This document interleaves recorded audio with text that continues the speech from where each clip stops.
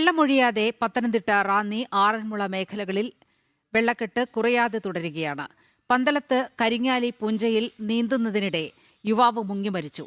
മഴയുടെ സാഹചര്യത്തിൽ ആറന്മുളയിൽ നാളത്തെയും മറ്റന്നാളത്തെയും വള്ളസദ്യകൾ റദ്ദാക്കി.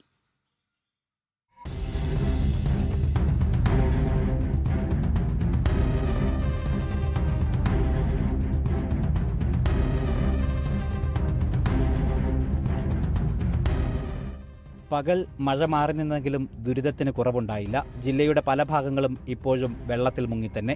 പമ്പാ നദി കരകവിഞ്ഞ് ആറന്മുളയും റാന്നിയുമൊക്കെ 2 ദിവസങ്ങളായി വെള്ളത്തിനടിയിലാണ്. മൂഴിയാർ അണക്കെട്ടിന്റെ ഒരു ഷട്ടർ രാവിലെ 15 സെന്റിമീറ്റർ തുറന്നു. ഉച്ചയ്ക്ക് ശേഷം 10 സെന്റിമീറ്ററാക്കി കുറച്ചു. NDRF, ഫയർഫോഴ്സ് സേനകൾക്കൊപ്പം കൊല്ലത്ത് നിന്ന് മത്സ്യബന്ധന തൊഴിലാളികളും പത്തനംതിട്ടയിൽ രക്ഷാപ്രവർത്തനത്തിലെത്തി.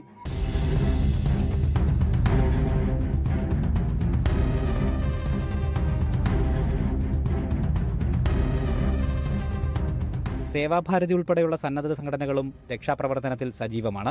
പല ആളുകളും വീട് വിട്ടു വരാൻ താല്പര്യപ്പെടാത്തത് രക്ഷാപ്രവർത്തനത്തിന് വെല്ലുവിളിയായി.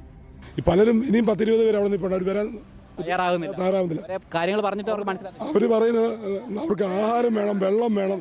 നമുക്ക് ബുദ്ധിമുട്ടാണ് ഇങ്ങനെ കാര്യങ്ങൾ. നമുക്കിനി അവിടെ പോകാൻ വളരെ ബുദ്ധിമുട്ടുള്ള കാര്യങ്ങളാണ്. ആളുകൾ ഇപ്പോഴും വളരെ സിമ്പിളായിട്ട് കാണുക. ഇതിന്റെ സീരിയസ്നെസ് മനസ്സിലാക്കുന്നു. ഇനി ഒരുപാട് ആൾക്കാരുണ്ടല്ലോ. ഇനിയുണ്ട് 10-30 പേരോളം നിൽപ്പുണ്ട്.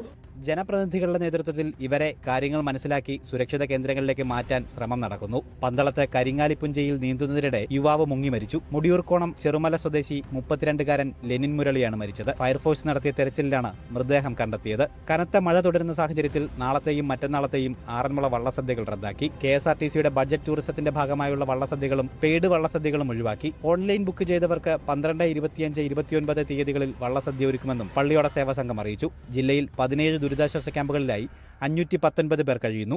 ജനം, പത്തനംതിട്ട.